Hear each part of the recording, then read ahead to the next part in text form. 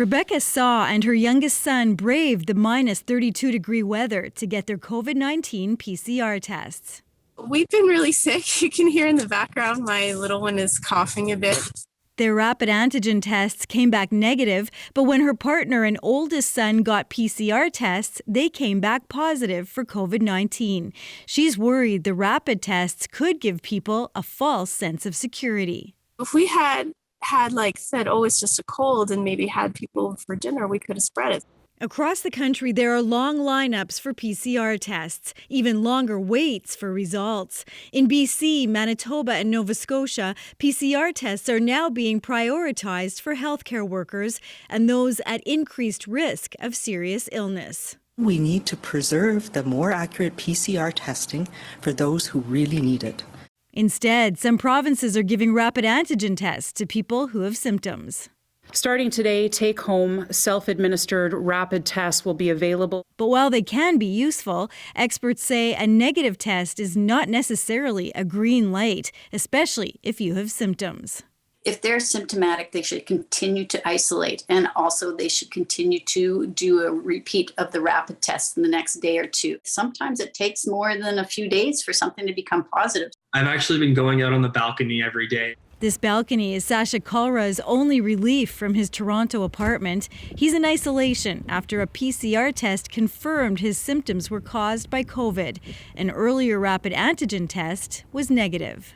I ultimately ended up doing a ton of research on, false positives, rapid tests versus PCR tests.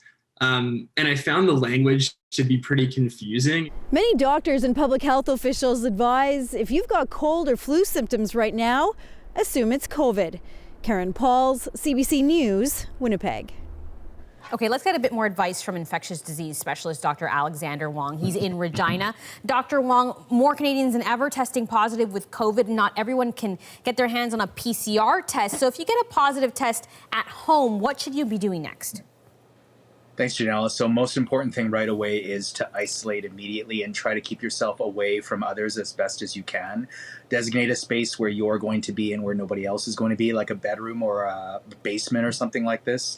Try not to share any spaces for things like meals or bathrooms. For everybody else in the house, really try to be diligent with regards to maintaining distance and maintaining isolation. Don't believe that you're going to be inevitably positive. You're not, especially if you're fully vaccinated. Do the best that you can. Lastly, if you have the ability to do so, if you're elderly, if you have other high-risk factors, like if you have diabetes, for example, that might be a reason such that you could be eligible for early treatment with something like a monoclonal antibody.